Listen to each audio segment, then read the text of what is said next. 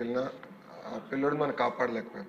కానీ దాని వెనకాల ఏదో ఉందని కావాలని కొన్ని స్టూడెంట్ యూనియన్స్ అక్కడ పాఠాలు జరగకుండా ఇబ్బంది పెడతాం. చాలా చాలా బాధాకరం అధ్యక్ష. ప్రభుత్వం వినేదానికి సిద్ధంగా ఉంది.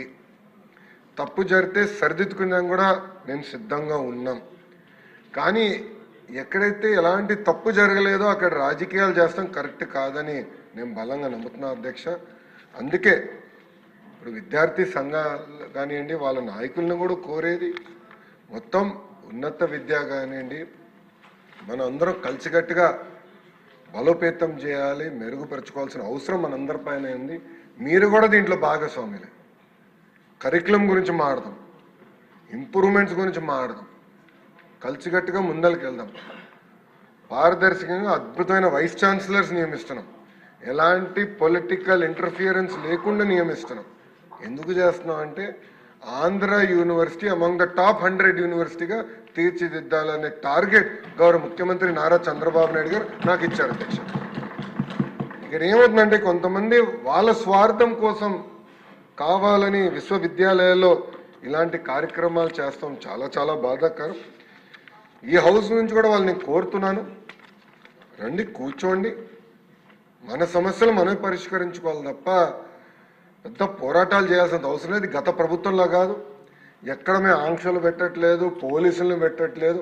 అలా అని కావాలని మన వైస్ ఛాన్సలర్ గారిని ఇబ్బంది పెడతాం కానివ్వండి, వాళ్ళ విధులకి ఇబ్బంది కలిగిస్తాం కరెక్ట్ కాదని వాళ్ళందరినీ నేను తెలియజేస్తూ, రాజు గారు చెప్పినట్లు తప్పనిసరిగా ఒక యాక్షన్ ప్లాన్ తయారు చేస్తాం దానిపైన కూడా. ఎందుకంటే పెద్ద వ్యవస్థ ఉన్నప్పుడు పొరపాట్లు జరుగుతాయి. 10 నిర్ణయాల్లో 3 పొరపాట్లు జరుగుతాయి. సరిదిద్దుకునేదానికి వైస్ ఛాన్సలర్ గారి దగ్గర నుంచి గౌరవ మంత్రి వారి వరకు నేను అందరం క్లారిటీతో ఉన్నప్పుడు వాళ్ళు వచ్చి మాట్లాడాలి, సమస్య పరిష్కరించి ముందరకెళ్ళాలి. అంతేగాని ఇబ్బంది పెడతాం కరెక్ట్ కాదు. పిల్లలు చదువుకునే విశ్వవిద్యాలయాల్లో ఈ గొడవలు సృష్టిస్తే కరెక్ట్ కాదని మేము కూడా బలంగా నమ్ముతున్నాం. వాళ్ళకి అప్పీల్ చేస్తున్నా. లేదు వాళ్ళు మారపోతే మటుకు కఠినమైన యాక్షన్ మేమైతే తీసుకుంటాం అధ్యక్ష. వాళ్ళు కూర్చోవాలి, చర్చించాలి, మాట్లాడుకోవాలి. అంతేగాని ఆటంకాలకి ఇబ్బందులు కలిగిస్తాం మటుకు కరెక్ట్ కాదని వాళ్ళు కూడా నేను తెలియజేసుకుంటూ, తప్పనిసరిగా ఎంక్వైరీ కమిటీ మేము ఫామ్ చేస్తాం. రిపోర్ట్ 100 రోజుల్లో వచ్చే విధంగా మేము కృషి చేసి రిపోర్ట్ వచ్చిన తర్వాత యాక్షన్ తీసుకుంటామని గౌరవ సభ్యులకు నేను తెలియజేస్తాను అధ్యక్ష.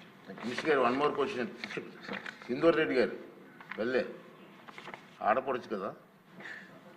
ధన్యవాదాలు అధ్యక్ష.